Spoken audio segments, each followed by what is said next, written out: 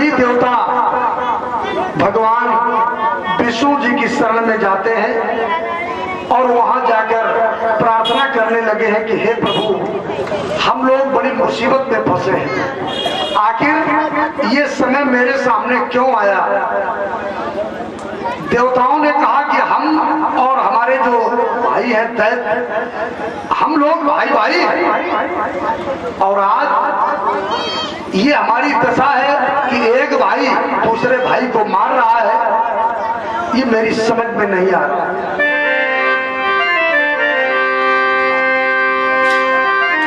कि दैत्यों में और दानवों में आर्य भाई भाई का नाता है।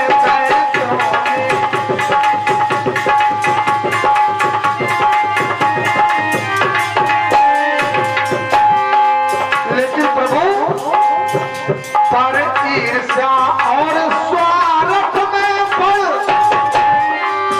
ये भाई भाई को खाता है।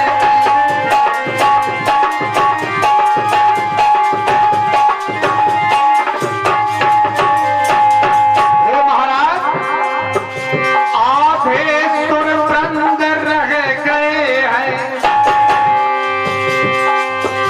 आधे सुर वृंद रह गए हैं, कोई प्रभुवर अब यतन करो,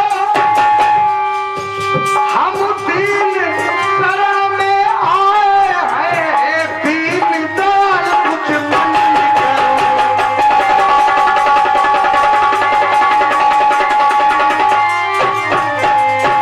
हे प्रभु, हम आपकी शरण में आए हैं, कुछ यत्न करो। हम लोग दिन पर दिन मारे जा रहे हैं, कमजोर होते जा रहे हैं। भगवान विष्णु जी कहने लगे हैं, देवताओं, ये तुम्हारी दशा क्यों हुई। मनुष्य की कोई न कोई गलती जरूर होती है, बुरा वक्त आता है, हम सोचते हैं कि पता नहीं हमने कौन सा ऐसा कर्म किया कि अब हमारा कोई काम नहीं बनता। कल मैंने आपको बताया था कि काहू न कुछ सुख दुख करता था, निज कृत कर्म भोग सब बराबर। जो भी हम कर्म करते हैं, अपने द्वारा किए हुए कर्मों का भोग हर इंसान को भोगना पड़ता है। भक्तों, भगवान कहने लगे कि हे देवताओं, तुम्हारी दशा क्यों हुई। अरे तुम्हारे जो देवराज इंद्र है, देवराज इंद्र एक बार ऐरावत हाथी पर चढ़कर जा रहे थे। परीक्षित जी, रास्ते में दुर्वासा ऋषि मिले, उन्होंने सोचा कि देवताओं के राजा हैं तो चलो हम इनका सम्मान करें। जैसे यहाँ लोग आते हैं माल्यार्पण करते हैं, तो दुर्वासा ऋषि ने ऐरावत हाथी के मस्तक पे एक माला डाली और ऐरावत ने क्या किया, उस माले को उतार कर अपने पैरों के नीचे उस माले को कुचल डाला। दुर्वासा ऋषि सोचने लगे कि मैंने सम्मान किया और मेरे इस पुष्पहार का अपमान हुआ, श्राप दे दिया कि जाओ इंद्र, तुम्हें घमंड आ गया है, तुम मद में चूर हो गए हो, तो जाओ, मैं तुमको श्राप देता हूं कि तुम श्रीहीन हो जाओ। यानी आज से तुम श्रीहीन हो जाओगे, तुम्हारे पास ना तो लक्ष्मी रहेगी और ना ताकत रहेगी, ना विद्या रहेगी, ना बुद्धि रहेगी, ना विवेक रहेगी। इसीलिए इन देवताओं की हालत हो गई। भक्तों, इधर कहने लगे तो प्रभु हमें कोई उपाय बताओ। भगवान विष्णु बोले कि आप सभी लोग जाएं अजित भगवान की शरण में, वहां जाकर तुम्हारी समस्या का निवारण होगा। देवता चल देते हैं, ब्रह्मा जी, विष्णु जी और सभी देवता मिलकर चल रहे हैं और गाते हुए जा रहे हैं, भजो गोविंद गोविंद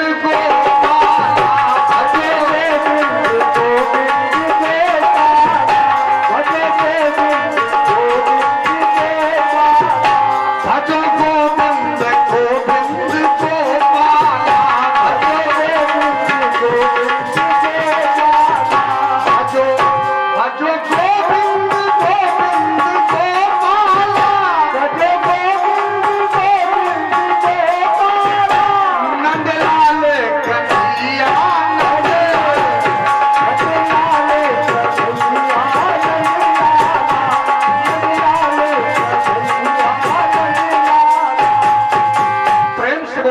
भक्तवत्सल भगवान की।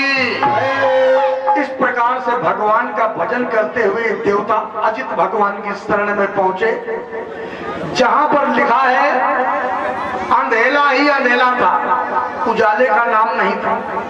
परीक्षित जी महाराज वहां पर ही पहुंचते हैं।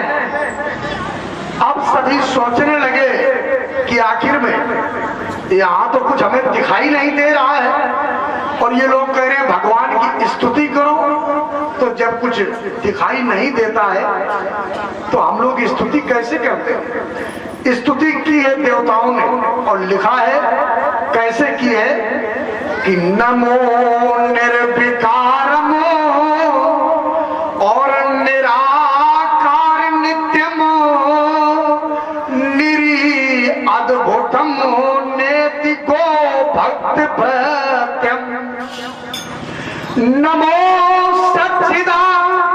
नंद आनंद रूपमो भवो ताप संताप और विषताप को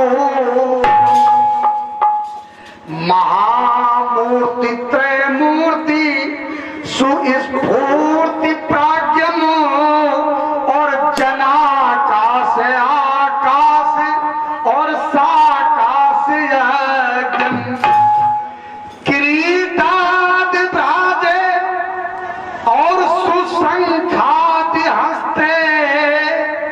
नमो विष्णुदेवेशु देवम नमस्ते। इस प्रकार से देवताओं ने भगवान की स्तुति की।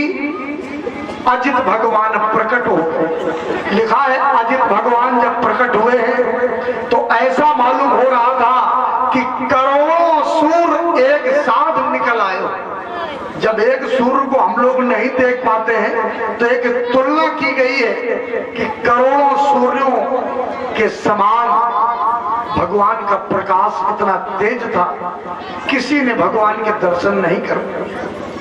क्योंकि जहां पर कृपा राम की हुई और ता पर कृपा करें सब कोई। सभी पर कृपा नहीं होती। अरे आप लोगों पर कृपा हुई है। वैसे तो कह दिया है स्वयं परमात्मा ने कि सब मम प्रिय और सब मम उपजाए सबते अधिक मनुज मोहि भाई। लेकिन इनमें भी लिखा है कि 4 प्रकार के भक्त भगवान ने कहा कि हमारे होते हैं। राम भगति जग 4 प्रकारा चारिव सुकृति अनग उदारा चहु चतुर कह नाम आधारा और ज्ञानी मोहि विशेष प्यारा। तो ये तो सब है दुनिया में, लेकिन जो परमात्मा के स्वरूप को जानता है, कहते हैं कि जो मुझे जानता है वो फिर मेरे समान हो जाता है। जो मेरा स्वरूप जान लेता है फिर मुझ में और उस जीव में कोई भी अंतर नहीं रहता। जो जाने तिस देव जनाई जानत तुम्हें हुए, ऐसा लिखा हुआ। तो ब्रह्मा जी पर कृपा थी। ब्रह्मा जी को दर्शन दिए भगवान ने और कहने लगे कि सुनिए देवताओं, जो मैं कह रहा हूं जो कहता हो करना होगा और इसकी तुम सब हामी भर लो और जाकर असुरों के पास स्वयं तुम उनसे आज संधि कर लो।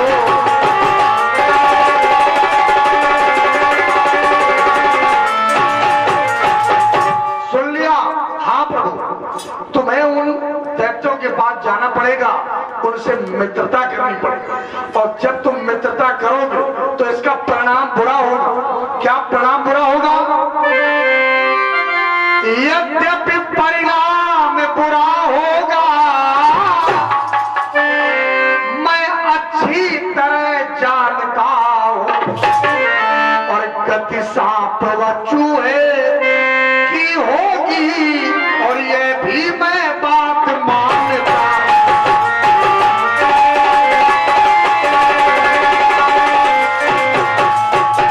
समझ गए महाराज? हम ये तो समझ गए, लेकिन सांप चूहे की? हाँ देखो हम बताते हैं। देखो एक बार की बात है कि एक सपेरा एक गांव में आया, सांप दिखाने वाला सपेरा। तो पूरे दिन भर उसने घर घर जाकर सर्प का दर्शन कराया। रात हो गई, उसने सोचा इसी गांव में रुक जाए, इसी गांव में रुक जाए। तो एक घर में वो रुक गए। रुकने के बाद में रात में पिटारी उसने रख दी, पिटारी रख दी। तो जिस समय एक चूहा आता है, चूहा, तो सर्प ने उस चूहे से कहा कि भैया चूहे, ऐसा करो, इस पिटारी में रहते रहते हमें बहुत दिन हो गए, और तुम अगर इसको थोड़ी जगह बना दो हमारे निकलने भर के लिए, तो हम भी मुक्त हो जाए। अरे कम से कम बंधन में बंधे। चूहे ने कहा कि सर्प भाई हम मदद तो तुम्हारी कर दे, लेकिन ऐसा ना हो कि धोखा हो जाए। बोले ऐसा नहीं हो। तो चूहे ने जो ही पिटारी को कुतरना शुरू किया और जो ही जगह बनी, तो सर्प बाहर निकला और चूहे को खा लिया।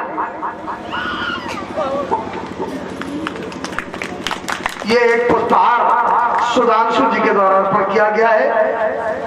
आयुर्विद्या यशोबलम चारों वस्तु में आपको प्राप्त हो। तो भक्तों इस प्रकार से बोले कि तुम्हारा भी नुकसान